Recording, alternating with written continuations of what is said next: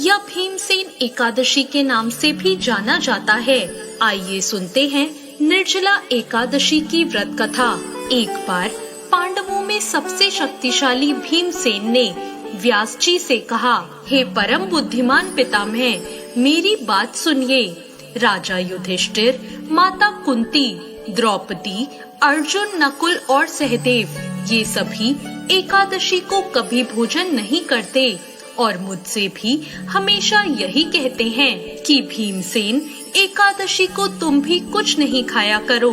परंतु मैं उन लोगों से यही कहता हूँ कि मुझसे भूख बर्दाश्त नहीं होती। मैं भगवान की शक्ति पूजा आदि तो कर सकता हूँ, दान भी दे सकता हूँ, परंतु भोजन के बिना मैं नहीं रह सकता। इस पर व्यास जी ने कहा, हे भीमसेन, यदि तुम नरक को बुरा और स्वर्ग को अच्छा समझते हो तो हर महीने की दोनों एकादशियों को अन्न मत खाया करो।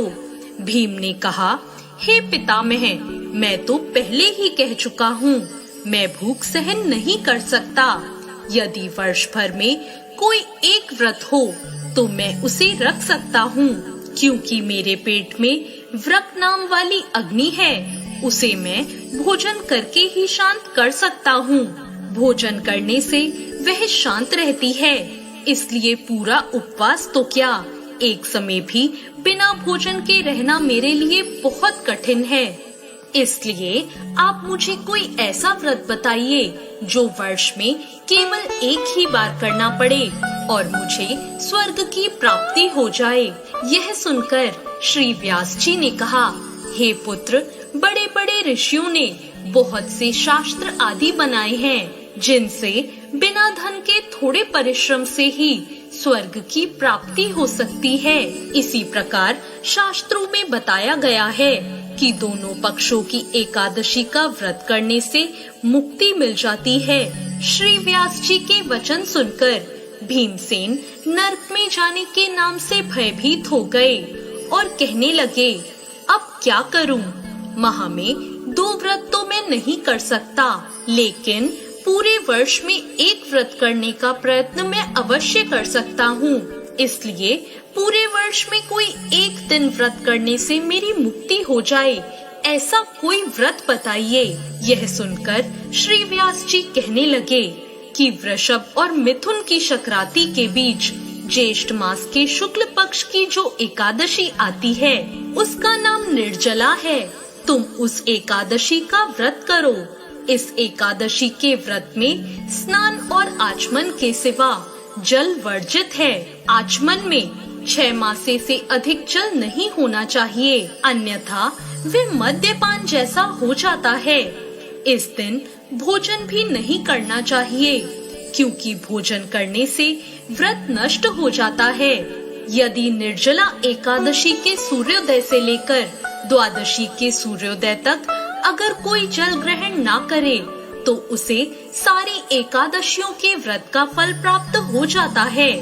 द्वादशी को सूर्योदय से पहले उठकर स्नान आदि करके ब्राह्मणों को दान देना चाहिए। इसके बाद भूखे और सच्चे ब्राह्मण को भोजन कराकर आप भी भोजन कर लेना चाहिए।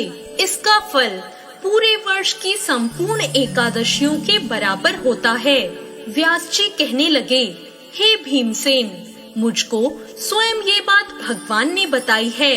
इस एकादशी का पुण्य समस्त तीर्थों और दानों से अधिक है। केवल एक दिन मनुष्य निर्जल रहने से उसे समस्त पापों से मुक्ति मिल जाती है। जो मनुष्य निर्जला एकादशी का व्रत करते हैं, उनकी मृत्यु के समय यमदूत आकर नहीं घेरते, उन्हें तो भगवान के पार्षद पुष्पक विमान में बिठाकर स्वर्ग ले जाते हैं।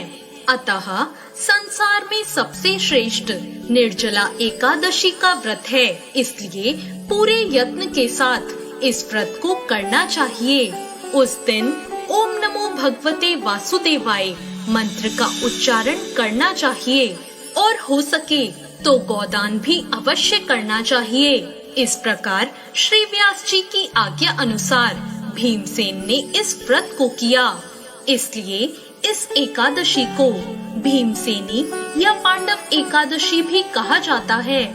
निर्जला व्रत करने से पूर्व भगवान से प्रार्थना करें कि हे भगवान, आज मैं निर्जला व्रत करता हूँ, दूसरे दिन भोजन करूँगा। मैं इस व्रत को श्रद्धा पूर्वक करूँगा, अतः आपकी कृपा से मेरे सभी पाप नष्ट हो जाएं। इस दिन जल से भरा हुआ एक घड़ा वस्त्र से ढककर दान करना चाहिए। जो लोग इस दिन यज्ञ आदि करते हैं, उनका फल तो वर्णन ही नहीं किया जा सकता।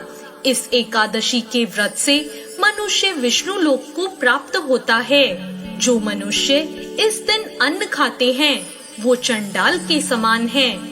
वे अंत में नरक में जाते हैं। जिसने निर्जला एकादशी का व्रत किया है, चाहे वो ब्रह्म हत्यारा हो, मदिरा पान करता हो, चोरी करता हो या गुरु के साथ द्वेष करता हो, इस व्रत के प्रभाव से वो स्वर्ग जाता है। श्री व्यास जी ने कहा, जो पुरुष या स्त्री इस व्रत को श्रद्धा पूर्वक करते हैं, उन्हें सबसे पहले भगवान का पूजन करना चाहिए, फिर गौदान करना चाहिए और उसके बाद ब्राह्मणों को मिष्ठान व दक्षिणा देनी चाहिए। इसके बाद जल से भरे कलश का दान अवश्य करना चाहिए। निर्जला के दिन अन्न, वस्त्र और जूते आदि का दान भी करना चाहिए। जो मनुष्य भक्ति पूर्वक इस कथा को पढ़ते या सुनते हैं, उन्हें निश्चय ही स्वर्ग की प्राप्ति होती है। तो ये थी निर्जला एकादशी की व्रत कथा। आपको ये कथा कैसी लगी? कमेंट बॉक्स में जरूर बताएं।